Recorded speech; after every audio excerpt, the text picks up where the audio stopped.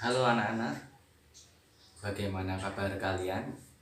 Semoga kalian dalam keadaan sehat. Oke, untuk hari ini Pak Indra akan menjelaskan terkait dengan cara mencari gagasan pokok dan gagasan pendukung.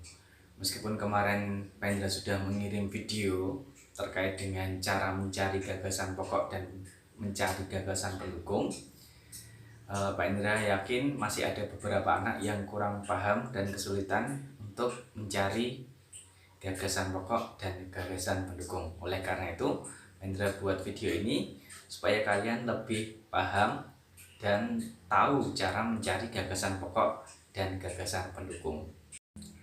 Sebelum kalian mencari gagasan pokok dan gagasan pendukung, kalian harus tahu dulu ya bedanya antara kalimat dan paragraf. Nah, apa ada yang belum tahu apa itu paragraf dan apa itu kalimat? Karena keduanya ini berbeda. Kalian harus tahu dulu bedanya dari keduanya ini. Nah, bedanya apa toh? Pengen saya jelaskan. Nah, kalimat itu adalah sebuah kata-kata yang disusun kemudian diakhiri oleh tanda titik. Itu kalimat. Satu kalimat itu mesti diakhiri oleh tanda titik. Kalau dalam satu kalimat itu masih menggunakan tanda koma, berarti kan itu belum selesai. Maka itu harus sampai dilihat tanda titiknya di mana. Jadi dalam satu kalimat itu mesti ada satu tanda titik, bukan tanda koma. Jadi kalian jangan sampai keliru kalau misalnya ada kalimat panjang terus koma, itu berarti belum satu kalimat. Itu masih nek koma mesti masih ada lanjutannya kan. Jadi baca lagi lanjutannya sampai tanda titik. Oh, baru itu dihitung satu kalimat. Nah, perhatikan contoh-contoh kalimat yang Pak Indra buat berikut ini, ada di samping sini. Nah, kalian bisa lihat di sini Pak Indra membuat 4 buah contoh kalimat. Kita baca sama-sama ya. Kalimat yang pertama atau nomor 1, ini satu kalimat kita baca. Erik gemar bermain bola, titik, ya kan? Ada tanda titiknya, berarti itu satu kalimat. Kemudian yang nomor 2, setiap sore Erik bermain bola di lapangan desanya, titik. Itu satu kalimat lagi. Kemudian yang contoh kalimat, satu kalimat yang nomor 3, ia memiliki cita-cita untuk menjadi pemain bola terkenal, titik, satu kalimat. Kemudian yang contoh yang keempat, kalian perhatikan ini yang nomor 4, kedua orang tua Erik mendukung kegemaran Erik tersebut, koma, itu masih koma. Nah, isi koma berarti belum disebut satu kalimat, kan masih ada lanjutannya. Lanjutannya apa? Kita baca. Asal Erik tetap rajin mengikuti pembelajaran di sekolah, titik.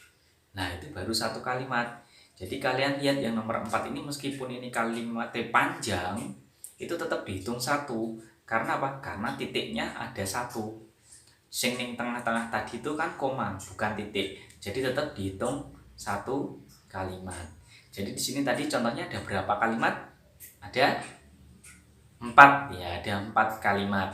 Nah, jadi kalian tahu ya apa itu kalimat ya? Jadi kalimat itu pokoknya dia itu diawali huruf besar dan wajib diakhiri tanda titik. Kalau belum titik berarti itu belum satu kalimat. Isih koma belum satu kalimat. Harus sampai tanda titik baru dihitung dia itu satu kalimat. Nah, terus bedanya apa Pak dengan paragraf? Nah, kalau paragraf itu adalah gabungan dari beberapa kalimat. Lah, beberapa kalimat. Nek yang namanya beberapa berarti itu kan lebih dari satu. Ada di sekolahku ada beberapa siswa. Berarti siswanya kan lebih dari satu. Ya nggak mungkin kan ada beberapa siswa kok cuma ada satu siswa, kan nggak mungkin. Nah, nek paragraf juga sama. Paragraf itu adalah gabungan dari beberapa kalimat. Jadi kalimatnya itu lebih dari satu. Oke, kita akan perhatikan contoh berikut ini. Anda berikan contoh satu buah paragraf yang di dalamnya itu terdiri dari beberapa kalimat. Nah, kalimat yang mana? Kalimat yang contoh tadi di awal. Tadi di awal kan Pak Indra kasih contoh ada 4 kalimat ya.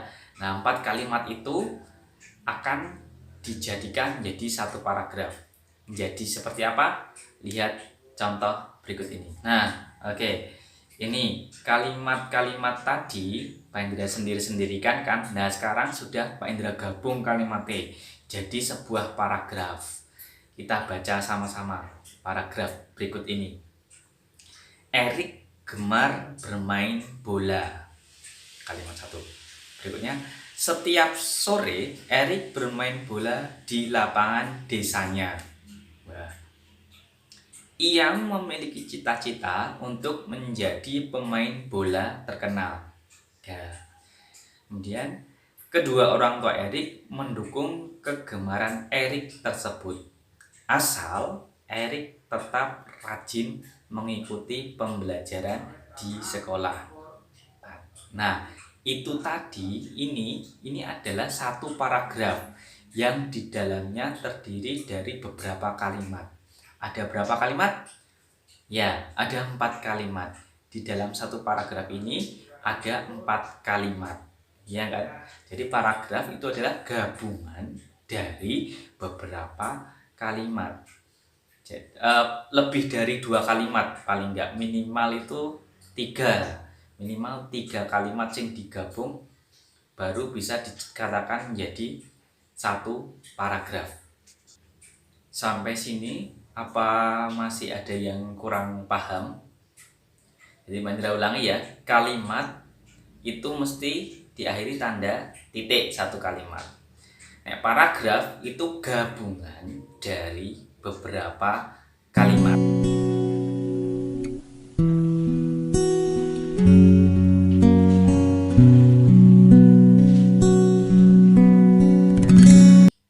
Baik anak-anak, sekarang kita masuk ke bagian inti dari pembelajaran kita. Kita akan mencari gagasan pokok dan gagasan pendukung dari sebuah paragraf. Tadi kita sudah bicara panjang lebar perbedaan antara paragraf dengan kalimat. Jadi kalau kalimat itu diawali dengan huruf besar atau kapital dan harus diakhiri oleh tanda titik. Nah, kalau paragraf itu tadi kan merupakan gabungan dari beberapa kalimat yang saling berhubungan. Jadi kalimatnya itu saling berhubungan, gabungan dari beberapa kalimat yang saling berhubungan. Dan kita akan mencari gagasan pokok dan gagasan pendukung dari contoh paragraf yang tadi sudah dibuat. Nah, seperti ini. Nah, kira-kira dari paragraf ini gagasan pokoknya yang mana dan gagasan pendukungnya yang mana? Perlu anak-anak ketahui kalau yang namanya gagasan pokok itu adalah inti dari suatu paragraf. Jadi di dalam paragraf itu intinya itu membicarakan tentang apa toh. Nah, itu yang dinamakan gagasan pokok. Kemudian gagasan pendukung itu adalah kalimat-kalimat yang menjelaskan gagasan pokok itu. Nah, sekarang kita lihat sama-sama paragraf ini, kira-kira paragraf ini tuh berbicara tentang apa?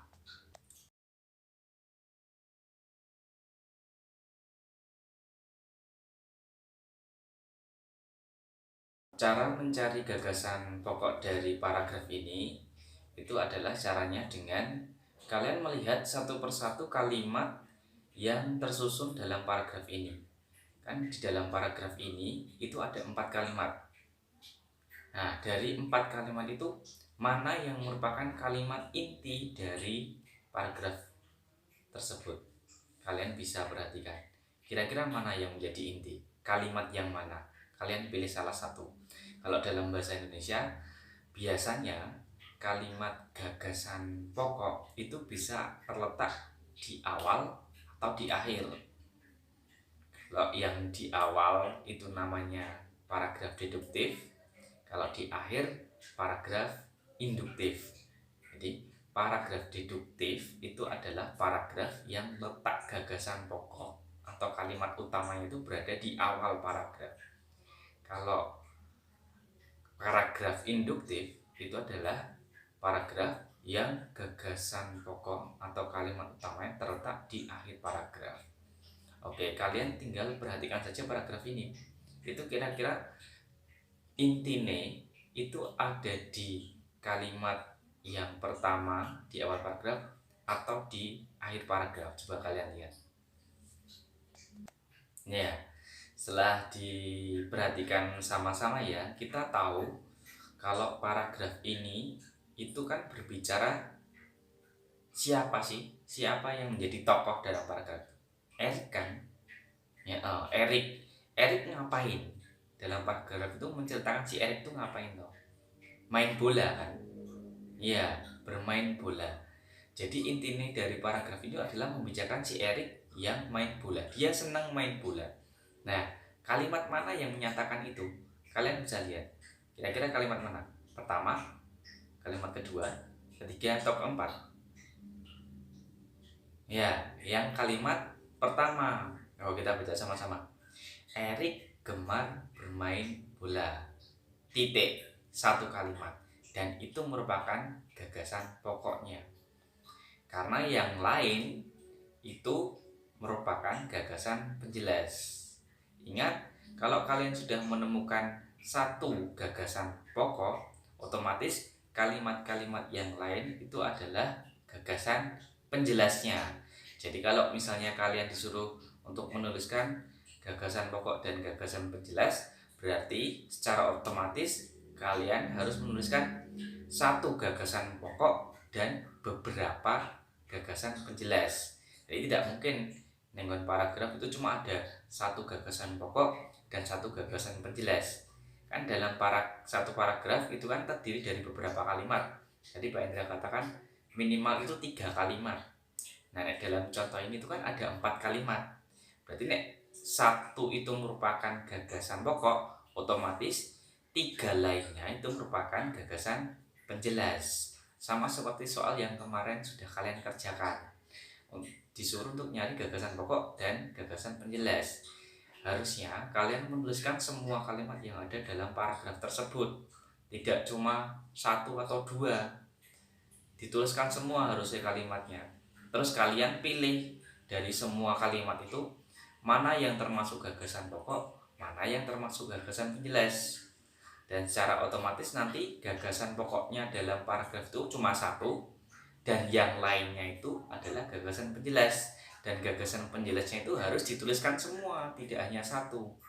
Kemarin Mbak Indra koreksi, hanya nulis gagasan pokok atau gagasan penjelasnya tidak dituliskan. Atau ada yang sudah benar nulis gagasan pokok, terus gagasan penjelasnya juga sudah benar dituliskan, tetapi hanya 1. Yang benar kan gagasan penjelasnya itu dituliskan semua, nggak hanya 1. Dalam paragraf itu ditulis gitu ya. Nah, sekarang kita kembali lagi ke paragraf yang contoh ini.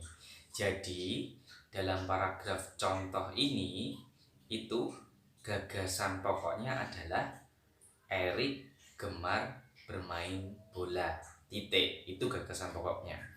Kemudian gagasan penjelasnya adalah 1. Setiap sore Erik bermain bola di lapangan desanya. Kemudian gagasan penjelas yang kedua, ia memiliki cita-cita untuk menjadi pemain bola terkenal. Kemudian gagasan penjelas yang ketiga, kedua orang tua Erik mendukung kegemaran Erik tersebut, asal Erik tetap rajin mengikuti pembelajaran di sekolah. Nah, itu gagasan pokok dan gagasan penjelas dari contoh paragraf ini.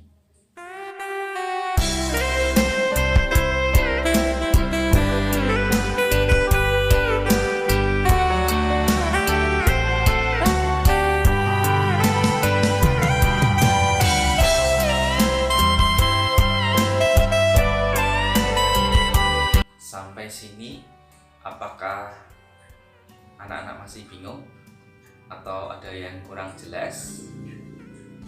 Jadi Pak Indra sampaikan lagi ya, cara untuk mencari gagasan pokok dan gagasan penjelas dalam suatu paragraf. Langkah yang pertama, kalian lihat dulu dalam paragraf itu tuh ada berapa kalimat toh. Kalian lihat, pokoknya niten ini satu kalimat itu mesti dipisah oleh tanda titik. Dari awal huruf besar atau kapital terus tanda titik, itu satu kalimat. Nah, dalam paragraf itu kalian lihat ada berapa kalimat. Kalau kalian sudah tahu ada berapa kalimat, kemudian dari kalimat-kalimat itu kalian pilih salah satunya, itu pasti gagasan pokok. Milih salah siji dalam paragraf, salah satu kalimatnya itu mesti gagasan pokoknya. Nah, wis kamu menentukan salah satu itu gagasan pokok, otomatis ya kalimat-kalimat yang lain itu adalah gagasan penjelasnya. Nah, untuk mempermudah kalian itu mana gagasan pokok, mana gagasan penjelas, seperti yang sudah Pak Indra sampaikan tadi, bahwa gagasan pokok itu biasanya bisa terletak antara di awal paragraf atau di akhir paragraf. Kalian tinggal lihat aja, nek ra di awal, di akhir. Kemudian kalian pilih salah satu antara itu. Tapi jangan terus asal milih aja, harus dibaca dulu semuanya. Kalimat atau gagasan-gagasan penjelasnya juga kalian baca. Itu tuh menjelaskan tentang apa. Kemudian yang menjadi intinya itu kalimat yang awal atau yang akhir, kalian tentukan dari situ. Itu kuncinya. Nah, apakah anak sekarang sudah jelas atau belum? Kalau misalnya masih belum jelas, silahkan boleh tapi japri, Indra saya belum jelas, minta tolong dijelaskan lagi, nanti Pak Indra jelaskan lagi. Oke, sekarang untuk mengetes sejauh mana kalian jelas atau tidak dengan apa yang sudah Pak Indra sampaikan, kalian mencoba untuk mencari gagasan pokok dan gagasan penjelas dari sebuah paragraf ini. Nah, dari paragraf ini coba minta tolong dituliskan di dalam buku tematik kalian ya. Paragraf ini tolong disalin di buku tematik. Kemudian kalian tentukan dalam paragraf ini itu terdiri dari berapa kalimat. Nah, kalian jawab dulu nanti di buku tematik ya. Jadi pertanyaan yang pertama, terdiri dari berapa kalimatkah paragraf tersebut? Kemudian yang nomor 2, tuliskan gagasan pokok dari paragraf tersebut. Kemudian nomor 3, tuliskan gagasan penjelas dari paragraf tersebut. Nah, jangan lupa semua soalnya ditulis, jawabannya yang ditulis. Paragrafnya ini juga ditulis, disalin di buku tematik. Baik, itu saja untuk tugas tematik hari ini. Segera dikerjakan dengan teliti ya. Ingat, dibaca dulu dengan teliti, kemudian baru ditentukan mana yang merupakan inti dari paragraf ini dan mana yang merupakan penjelasnya. Pak Indra tunggu jawaban kalian sampai nanti maksimal jam 7 malam. Selamat mengerjakan.